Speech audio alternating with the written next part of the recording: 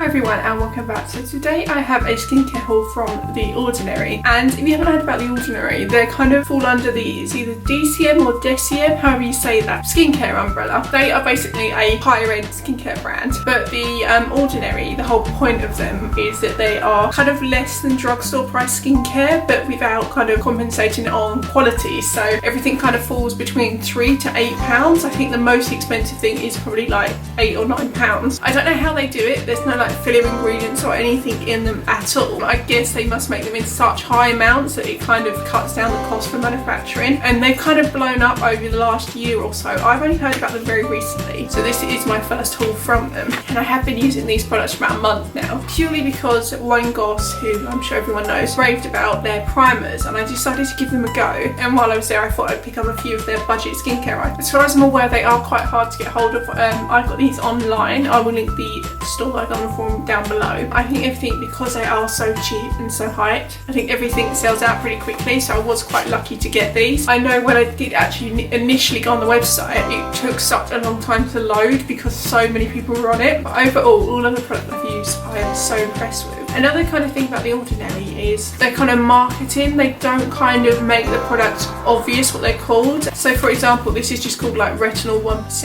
and if you're not too familiar with skincare, which I must admit, when I first saw this I kind of didn't know initially what it was for. It was only by watching videos and kind of doing a bit of research that I actually found out. So I think it's kind of more aimed at people who are more into their skincare than the average person, and I have kind of very recently got into my skincare a lot more because I have got very acne prone skin and I'm 25 now, so I kind of feel like I should be over the age of having acne, but I've still got quite, not severe acne, but kind of relatively bad. So I kind of got more into my skincare just to basically try and find out how I can resolve that. So kind of by doing a bit more research into that is how I kind of have started to learn more about the ingredients in skincare, which is something I didn't really think about before. I would just buy a cleanser thinking, oh, it's just a cleanser, without actually kind of thinking to check the ingredients of the products I was buying. So I'm going to start with the two things that kind of prompted me with this haul, and these are the two primers, and I believe that these are the first kind of makeup items The Ordinary have done. So this is what the packaging looks like. So it's very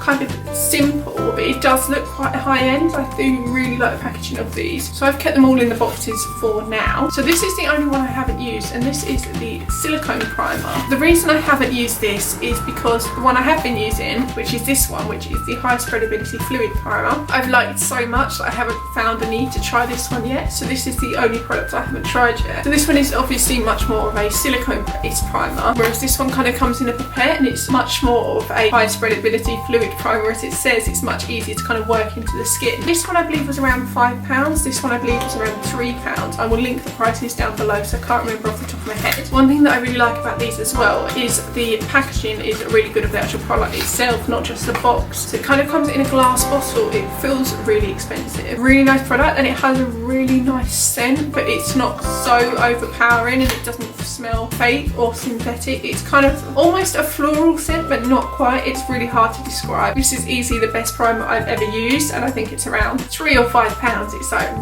really cheap. And then the next one I got was the Hyaluronic Acid 2%. This again comes in the glass bottle, and hyaluronic acid, if you don't know, it basically absorbs, I think it's something like 1000% its weight in water. So I basically use this as a serum before I apply moisturiser or overnight or anything like that. And I've only ever used one hyaluronic acid before in the past. It was the brand that you can get in Boots, and I can't remember the name. And this is cheaper than that, and especially on days when my skin feels quite dry, I will use this that evening before I go to bed, and I just wake up and my skin feels much more hydrated and nourished. So I will definitely use this all up, and I will definitely repurchase it. It's a really good product. And then the next two products I have are, I'm going to start with this one. This is the Natural Moisturizing Factors plus HA, and it says it's a surface hydration formula, basically a moisturiser. I use this kind of in the morning or of a night when I don't want as heavy a moisturiser, purely because the only moisturiser I found to work my skin was from Fresh, and it was around £50, and I got through that in like a month, so it was just too much money for me to spend monthly. But I didn't want to kind of compromise on the ingredients because, like I said, I have very acne prone skin. This has just been really good. It's not broken me out. It's kind of sunk into the skin really quickly. Really good moisturiser, and I think it's around £5. So I would definitely repurchase this, and I would probably repurchase quite a few in one go because, like I said, it is quite hard to get hold of these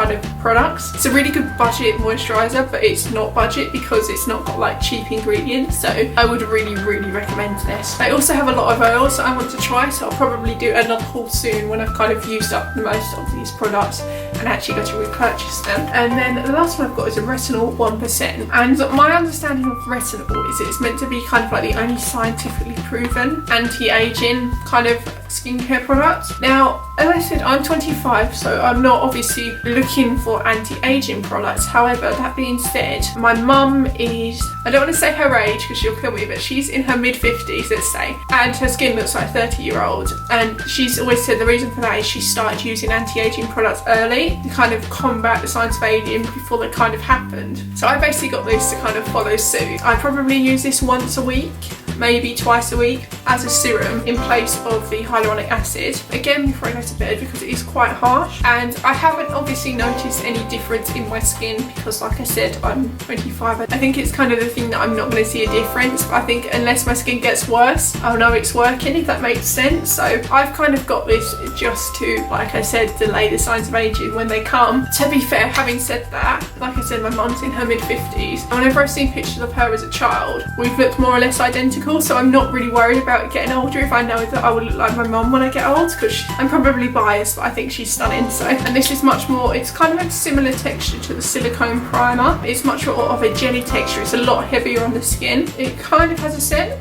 but it kind of doesn't. It's not strongly scented as with the primer. I basically use this whenever I don't use the hyaluronic acid, which is more often than not I will use the hyaluronic acid. My very quick haul from The Ordinary, I think overall I spent around £25–26. I think if I were to buy these full price from like other brands for the ingredients, would probably be like £500 or something ridiculous like that. So I think if, like me, you're kind of not necessarily on a budget, but you're kind of getting into your skincare, I think this is a really good starting place. And obviously if you're really into your skincare and you just want to save a bit of money, I think this brand is really good as well. I can definitely understand the hype, and I will definitely be ordering from them again soon. So I hope you enjoyed the video, and I'll see you next time.